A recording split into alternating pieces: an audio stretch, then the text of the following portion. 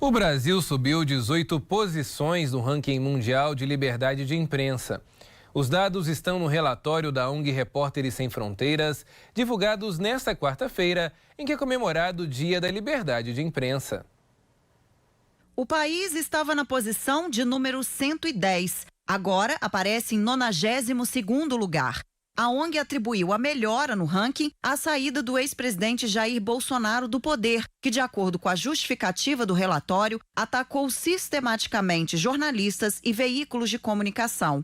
Para o Repórteres Sem Fronteiras, a subida de 18 posições do Brasil no ranking é a mais importante de um país no continente americano e uma das mais significativas em nível global. O estudo reflete otimismo em relação à possível volta à normalidade nas relações entre governo e imprensa. No relatório, a ONG alerta que, a partir do levantamento da violência contra comunicadores no Brasil entre janeiro e dezembro do ano passado, o país estaria na posição de número 149 do ranking. Para continuar a evoluir, a organização avalia no relatório que o Brasil ainda tem desafios importantes pela frente, já que o país é historicamente violento para jornalistas. É preciso, então, de acordo com a ONG, reafirmar marcos legais, garantir a transparência pública e combater a desinformação. O estudo, que leva ao ranking global, tem como objetivo avaliar as condições do livre exercício do jornalismo em 180 países do mundo. Os indicadores são avaliados com base em uma contagem quantitativa de abusos contra jornalistas e meios de comunicação e uma análise qualitativa, com base nas respostas de centenas de especialistas em liberdade de imprensa selecionados pela ONG Repórteres Sem Fronteiras, incluindo jornalistas, acadêmicos e defensores dos direitos humanos. O estudo é apresentado anualmente em 3 de maio, Dia da Liberdade de Imprensa. Sobre este assunto, vamos agora com Pedro Bonenberger.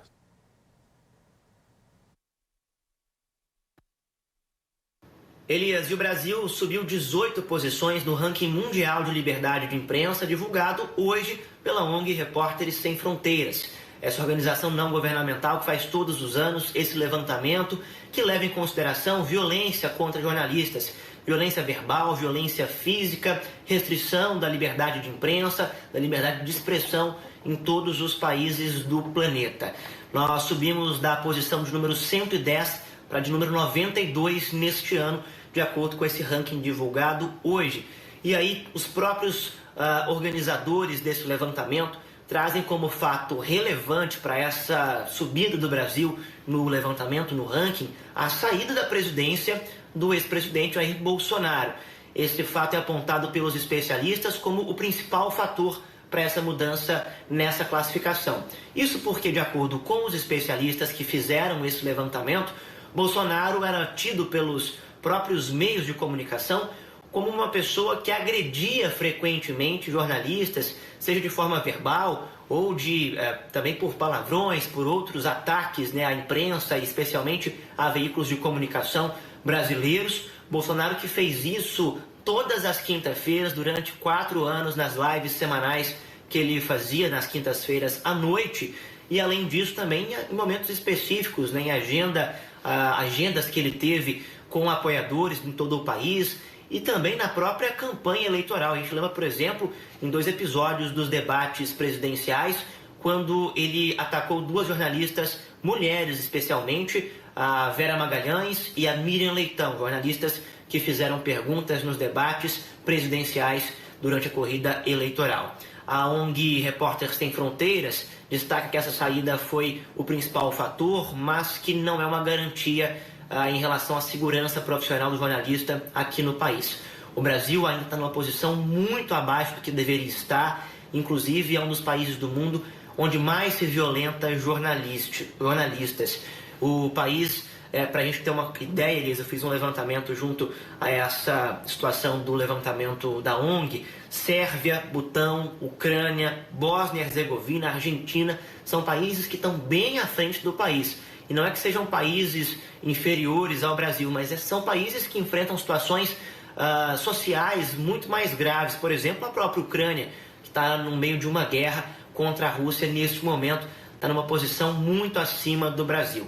É fato que o país, para além de questões relacionadas específicas a políticos, como é o caso de Bolsonaro, é um país violento e que violenta desde muitos anos atrás jornalistas aqui no nosso Brasil.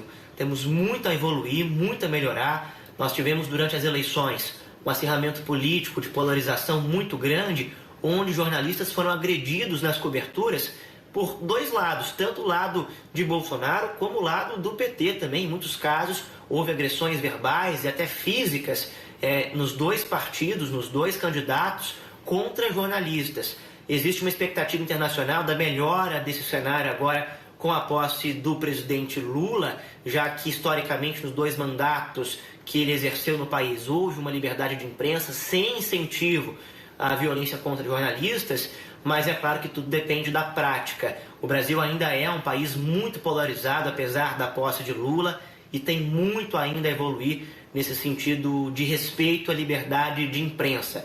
A gente sabe que é direito de cada leitor, de cada telespectador, discordar, não gostar do que a gente fala aqui, não querer ler determinados jornalistas ou veículos, isso faz parte da nossa democracia. Agora, a agressão, seja ela física ou verbal, não pode ser tolerada. É crime, tem que ser punida, e a gente vai lutar muito aqui para que a liberdade de imprensa seja preservada, seja mantida, e que nós melhoremos nos próximos anos nesse ranking de liberdade de imprensa da Repórter Sem Fronteiras. Elias, eu volto com você.